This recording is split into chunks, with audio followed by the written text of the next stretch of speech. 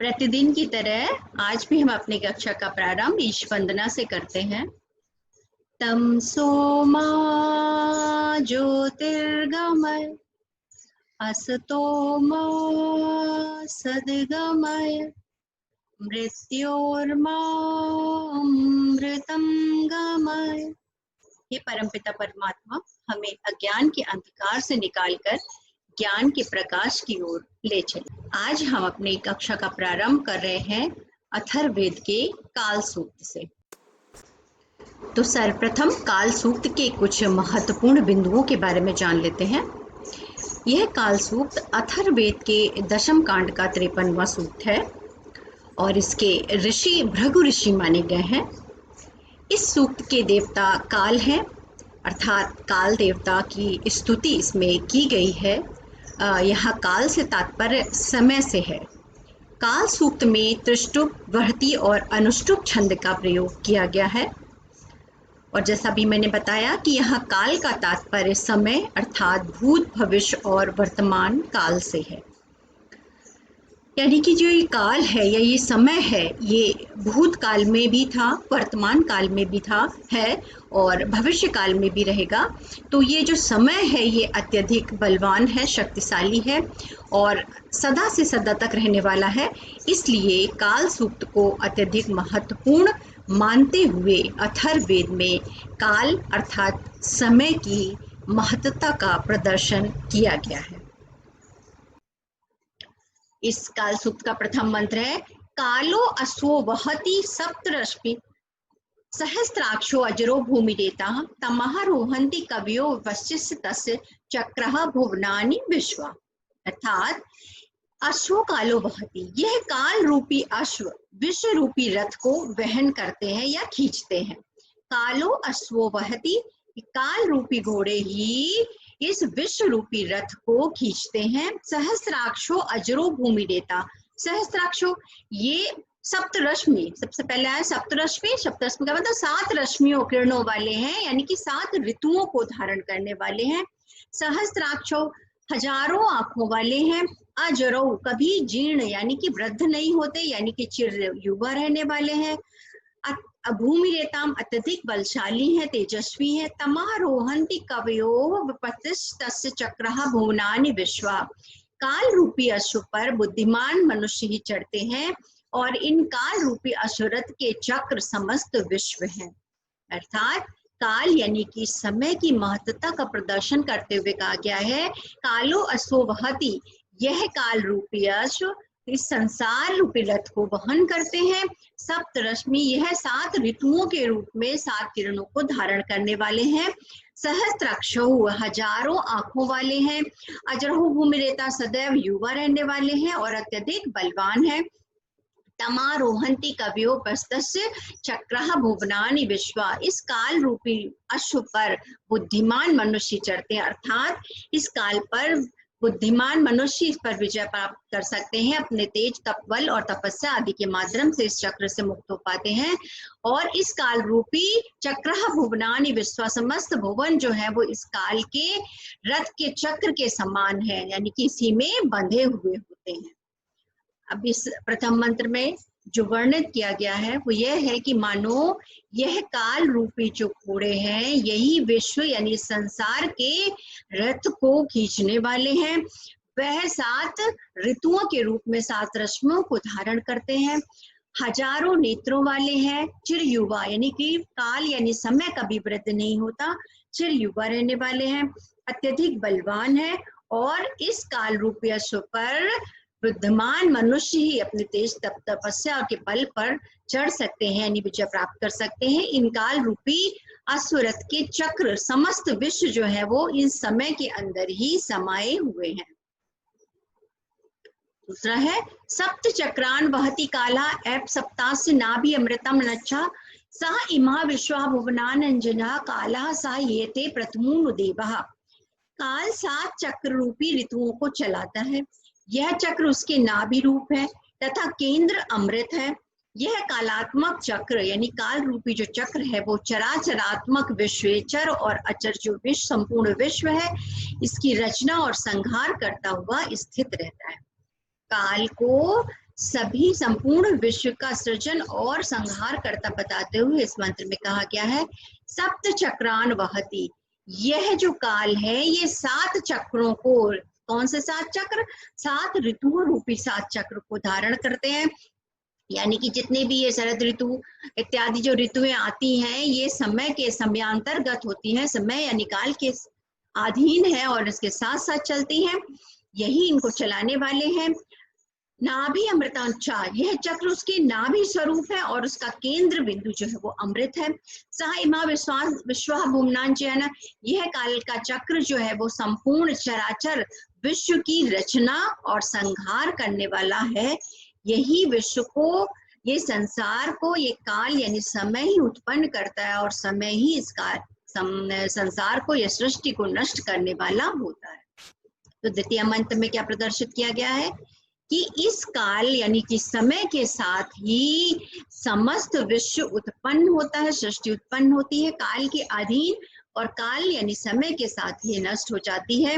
यह काल यानी कि समय जो है ये जो एक अत्यधिक बलशाली रूप में 7 ऋतुओं को धारण करते हुए विश्व के विभिन्न चक्रों को संचालित करने वाले हैं। यह चक्र उनके केंद्र में है, नाभि रूप है, अमृत स्वरूप है। पूर्ण कुंभो अधिकालः आतित तस्य पश्यामो बहुधानुसंतः सह इमः विश्वः भुवनानि प्रत्यंकालः तमाहु परमे व्योमम्। संसार के कारणभूत परमेश्वर काल से कुंभ के समान पूर्णतः व्याप्त है। हम साधु पुरुष उस काल को अनेक भेद से देखते हुए उसे व्योम के समान निर्लेप बताते हैं। क्या कहा गया? पूर्ण कुंभो अधिकालः आतित तस्या, इस संसार के जो परमेश्वर परमपिता अलौकिक शक्ति जिसको इस संसार का सृजन करता माना गया है, वह भी जो इस संसार को उत्पन्न करने वाले कारणभूत परमेश्वर है, वह भी उस समय के यानी काल के अधीन कुंभ के, जैसे कि जल को कुंभ पूर्णता व्याप्त कर लेता है, उसी प्रकार इस संसार के कारणभूत परमेश्वर को भी कुंभ के समान काल यानी समय ने व्याप्त कर रखा है। सा इमा भुवनानि प्रत्यंग कालः तमाहु परमे व्योमन्। हम साधु पुरुष उस काल में अनेक भेद से देखते हैं, उस समय को सज्जन पुरुष जो है, संत लोग जो है, वो अनेक रूपों में अनेक भेद से देखते हैं और व्योम यानी आकाश के समान उन्हें विस्तृत बताते हैं, निर्लेप बताते हैं। यानी कि ये काल अत्यधिक विस्तृत है, आकाश के समान व्यापक है, कहीं भी इसका आदि अंत नहीं है और समस्त साधु सज्जन पुरुष काल को विभिन्न भेदों से देखते हैं। जिस प्रकार ईश्वर को अनेक रूपों में माना जाता है, उसी प्रकार यह समय भी अनेक भेद से, अनेक प्रकार का होता है और आकाश के समान विस्तृत है, व्यापक है। चौथा मंत्र है, सह एव सह भुवनानि आरम्भता सह एव भुवनानि परेत पिता संभवन पुत्र येषां तस्मान् वै नान्यत् परमस्ति तेजा। वही काल जिसकी हम बात कर रहे हैं, जिस समय की, जो अत्यधिक बलवान है, वही काल परमात्मा प्राणियों को उत्पन्न करते हैं। यानी काल स्वरूप जो ये ईश्वर है, ये देव है, परमात्मा है, यही प्राणियों को उत्पन्न करने वाले हैं। वही भुवन रूप से है, यानी इन्हीं से संपूर्ण आकाश पाताल पृथ्वी भी इन्हीं से व्याप्त है। इन्हीं के पिता होते हुए भी पुत्र हो जाते हैं। इन काल से श्रेष्ठ अन्य कोई तेज नहीं है। यानी कि पिता भी, ये समय ही पिता के रूप में प्रदर्शित होते हैं और समय ही पुत्र के रूप में भी व्याप्त हो जाते हैं। इस काल से श्रेष्ठ अन्य कोई तेज नहीं है, यानी काल सबसे बलशाली है। सह एव भुवनानि आरम्भत, यह काल रूपी देवता ही समस्त प्राणियों को उत्पन्न करने वाले हैं। यही संपूर्ण भुवनानि परे, संपूर्ण भुवन में, संपूर्ण विश्व में, अलग अलग लोकों में यही व्याप्त है। पिता संभवन पुत्र है शाम, पितृ और पिता और पुत्र के रूप में भी यही व्याप्त होते हैं। यानी कि हर समय काल की ही महिमा है, वो किसी भी भूत भविष्य और वर्तमान में होते हैं। तन्मान अन्यत् परम अस्ति तेजा, और इनके तेज से, इनके प्रताप से बढ़कर अन्य कोई प्रताप या तेज नहीं है। कालो अमु विद्युजन्यत कालः इमः पृथ्वीरोत काले हा भूतम भव्यम चेता हा भी तिष्ठते। इस द्युलोक और प्राणियों को आश्रय देने वाली पृथ्वी को काल ने ही प्रकट किया है। यानी कि द्युलोक, आकाशलोक और जो ये प्राणियों को आश्रय देने वाली जो पृथ्वी है, इसे भी काल ने ही प्रकट किया है। भूत, भविष्य और वर्तमान भी इस काल के ही आश्रित है। यानी कि जो भूतकाल हो चुका है, जो भविष्य काल होने वाला है और जो वर्तमान काल जो इस समय चल रहा है, यह भी इस समय के ही आश्रित है। यानी समय का ही एक रूप है, जिसे हम भूत, भविष्य और वर्तमान के रूप में कहते हैं। वो सब काल की ही महिमा है। तो प्राचीन काल में भी समय तब भी था, समय अब भी है और समय भविष्य में भी रहेगा। यानी कि जब भी है, इस काल से सारी चीजें समय से ही व्याप्त हैं, इससे परे और कोई नहीं है। द्युलोक, स्वर्गलोक, आकाशलोक में भी काल का साम्राज्य है। और जो पृथ्वी जो हम प्राणियों को आश्रय देती है, इस पृथ्वी को भी काल ने ही प्रकट किया है। काल यानी समय के अधीन ही ये उत्पन्न हुई है। और भूत, भविष्य और वर्तमान, ये तीनों समय भी काल के ही आश्रित है। कालो भूतिमसृजत काले तपति सूर्यः काले हा विश्वः भूतानि काले चक्षुर पश्यति। इस संसार की रचना उसी काल ने की है। यानी कि समय हमेशा से, जब भी ये कभी संसार उत्पन्न हुआ होगा, समय उस समय भी था। यानी काल ने ही संसार को उत्पन्न किया है। काले तपति सूर्य, इस काल की प्रेरणा से ही सूर्य इस विश्व को प्रकाश देते हैं। यानी कि समय के अधीन होकर ही सूर्य संसार को प्रकाशित करते हैं। काले हा विश्व भूतानि काले चक्षुर पश्यति। सब प्राणी काल के ही अधीन है। संपूर्ण संसार में समस्त विश्व जो भी हमें दिखाई दे रहा होता है, दृष्टिगोचर होता है, वह सब प्राणी काल के ही अधीन है। इंद्रियों का अधिष्ठाता काल में अपनी इंद्रिय संचालन आदि क्रियाओं को करता है। काले चक्षुः पश्यति, यानी कि जो हम देखते हैं, हम अपनी इंद्रियों से जो देखते हैं, सुनते हैं, जो स्पर्श करते हैं, जो अनुभूत करते हैं, वो इंद्रियों का अधिष्ठाता भी काल ही है। और इस काल के माध्यम से ही हम अपनी इंद्रिय संचालन आदि क्रियाओं को करते हैं। यानी कि जब हम देखते हैं तो वो समय से ही देखते हैं, जब हम सुनते हैं तो वो भी समय के अधीन होता है। यानी कि जो भी इंद्रियों का कार्य होता है, वह उन सब का स्वामी भी समय ही है। यानी हम समय के अधीन होकर ही अपनी इंद्रियों के माध्यम से कार्यों को संपन्न कर पाते हैं। संसार की रचना उस काल ने की। कालो भूतिम सृजत, इस संसार की रचना असृजत, रचना या सृजन उस काल ने ही किया है। काले तपति सूर्यम, ये सूर्य भी जो उदित होते हैं, प्रकाशित होते हैं, ये काल के प्रभाव से ही होते हैं। यानी कि जब इन्हें निकलना होता है, जब सूर्य को प्रकाशित होना होता है, तब सूर्य उस समय के अनुसार प्रकाशित होते हैं। जब चंद्रमा को प्रकाशित होना होता है तो समय अनुसार ही, कभी अपनी मर्जी से सूर्य और चंद्र प्रकाशित नहीं होते, तो समय के अधीन होकर के प्रातः काल में, दिन के समय सूर्य जो है वो प्रकाशित होते हैं, जब काल उनको अनुमति दिया हुआ है। काले ह विश्वभूतानि, ये संपूर्ण विश्व काल के ही अधीन है। और काले चक्षुः पश्यति, ये चक्षु इत्यादि जो नेत्र है, हमारे इंद्रियां हैं, हमारी समस्त इंद्रियों का संचालन भी काल के अधीन है। उन्हीं के महिमा या प्रताप से होता है। काले मनः काले प्राणः काले नाम संहितम कामेन सर्वः नंदत त्याग तेन प्रजः इमम्। उस काल में सृष्टि रचना का मन रहता है। उसी काल में, जिस समय सृष्टि का निर्माण संभव है, जिस काल में काल देवता या समय जिसमें चाहते हैं, उसी में सृष्टि का निर्माण होता है। उसी में पर संसार में अंतर्यामी रूप से निवास करने वाला प्राण निवास करता है। और उस काल में ही इस संसार में जो व्याप्त है हमारे प्राण, आत्मा, ये सब भी काल के अधीन है और उसी से व्याप्त होती है। आगत काल में यानी भविष्य काल में प्रजा अभिष्ट सिद्धि को प्राप्त कर प्रसन्न होती है।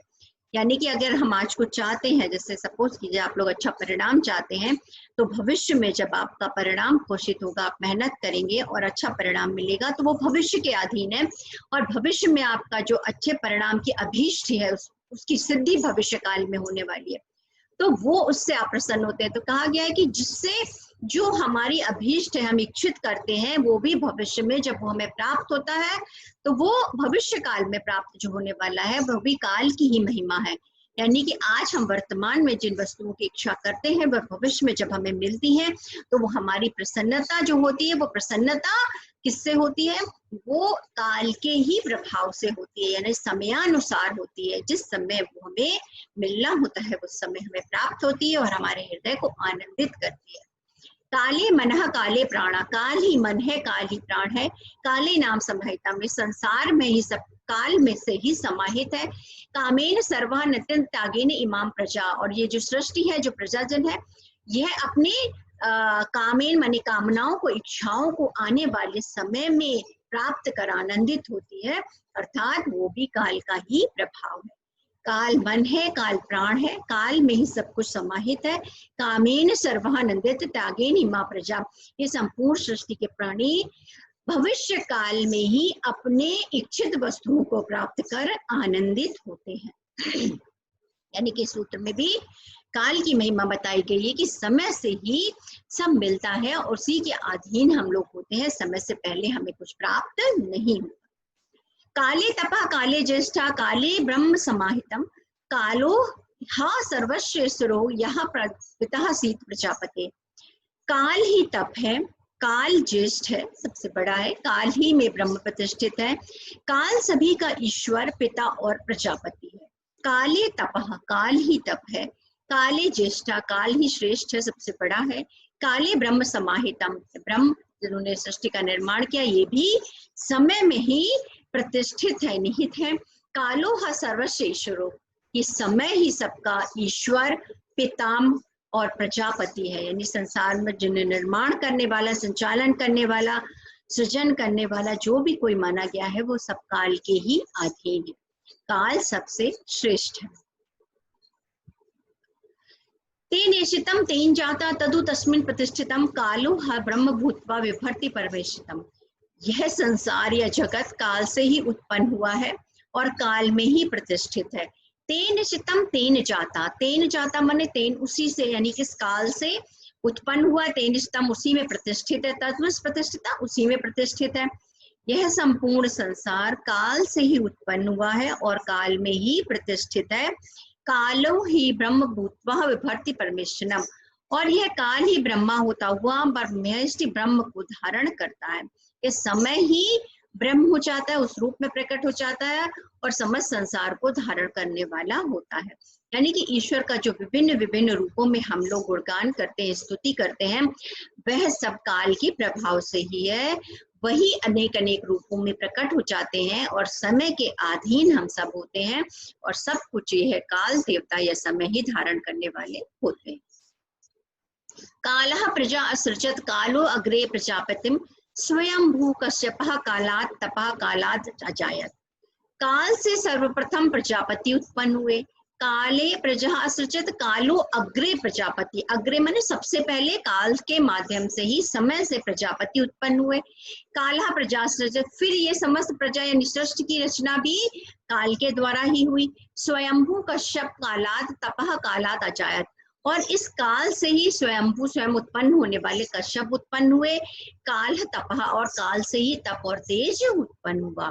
तो सबसे पहले माना जाता है जो प्रजापति हिरण्यगर्भ संवृत्ताग्रे भूतस्य जातपतिरेकासीत्, ऐसा हमने पढ़ा था हिरण्यगर्भ सूत्र में कि सबसे पहले प्रजापति उत्पन्न हुए, तो वो प्रजापति काल से ही उत्पन्न हुए, यानी कि वो भी समय के अधीन है, समयानुसार उत्पन्न हुए थे। फिर ये समस्त सृष्टि की जो निर्माण हुआ वो भी काल के माध्यम से हुआ। काल से स्वयंभू कश्यप उत्पन्न हुए और काल से ही यह तप उत्पन्न हुआ। तो यानी संसार में, सृष्टि में जो भी दृश्य गोचर हो रहा है हमें या अदृश्य रूप से भी है, ये सब उस काल की ही महिमा है और हम सब उस काल के अधीन है। देवता भी उस काल के अधीन है, सृष्टि का निर्माण भी उस काल के ही अधीन हुआ है। तो सारा जो कुछ भी हम देखते हैं, सुनते हैं, समझते हैं, वह सब काल की ही महिमा है। ये था अथर्ववेद का काल सूक्त, जिसमें 10 मंत्र थे जो अभी हम लोगों ने पढ़े। अब कुछ स्मरणीय बिंदु है जो आपको याद रखने चाहिए, जो परीक्षा की दृष्टि से भी उपयोगी है, कि काल देवता भूत, भविष्य और वर्तमान इन तीनों कालों में विद्यमान है। काल का तात्पर्य क्या है? समय। तो ये समय क्या है? भूतकाल में भी समय था, भविष्य में भी समय होगा और वर्तमान में भी समय है। तो ये तीनों कालों से संबंधित है, यानी कि काल देवता का तात्पर्य समय, भूत, भविष्य और वर्तमान से है। समस्त प्राणी काल के वशीभूत होकर उसके अधीन रहते हैं और काल देवता अत्यधिक बलशाली और संसार के आधार है, समस्त संसार के आधार है। क्या कहा गया है कि हम सब उस काल के समय के अधीन हैं, समय अनुसार जब जैसा समय होता है हम उसके अनुसार कार्य करते हैं, उसके अधीन होते हैं। और काल देवता यानी जिसे समय कहते हैं, जिसे कहते हैं अत्यधिक प्रभावशाली है, जैसा कि हम अपने दैनिक चर्या में अपने बुजुर्गों से भी सुनते रहे हैं, समय होत बलवान, यानी समय अत्यधिक बलवान होता है और समय से परे और कुछ भी नहीं है। जब उचित समय होता है तभी हमें वस्तुएं अपनी इच्छित प्राप्त होती हैं, जब समय अच्छा नहीं होता तो हमें चीजें या मन वांछित फल नहीं मिलता। तो कहा जाता है कि समय अच्छा या बुरा, यानी कि जिस समय सृष्टि और सृजन का होता है वो अच्छा समय होता है, जिस समय विध्वंस और विनाश का होता है वो गलत समय होता है, पर सब कुछ होता समय के अधीन ही है। काल, ये जो काल है, ये समय है चिर युवा रहने वाले, बुद्धिमान एवं तेज से युक्त है, यानी कि काल कभी क्षीण नहीं होता, क्षय नहीं होता, इस पर वृद्धावस्था नहीं आती। सृष्टि के प्रारंभ में भी ये काल थे, उस समय भी ये चिर युवा थे, आज भी ये काल अपने समस्त युवा स्वरूप में ही है, तदि बुद्धिमान है और इनका तेज या तप कभी नष्ट नहीं होता। यह कालात्मक चक्र चराचरात्मक विश्व की रचना और संहार करता है, यानी कि जब सृष्टि निर्मित हुई होगी वो भी एक समय होगा, और ये जो सृष्टि कब जब इसका संहार होगा, प्रलय काल आएगा, तब भी वो समय होता है। तो प्रारंभ होने वाला भी समय और नष्ट होने वाला भी समय ही होता है। तो समय के सारा कुछ अधीन होता है। ये संसार का जो चक्र है वो समय के अधीन है और अपने समयानुसार चलता रहता है। इसके कुछ महत्वपूर्ण प्रश्न हैं जो पूछे जा सकते हैं, परीक्षा की दृष्टि से भी उपयोगी है, और चूंकि हमने अथर्ववेद का काल सूक्त अभी पढ़ा है तो हमें इन प्रश्नों का उत्तर पता होना चाहिए।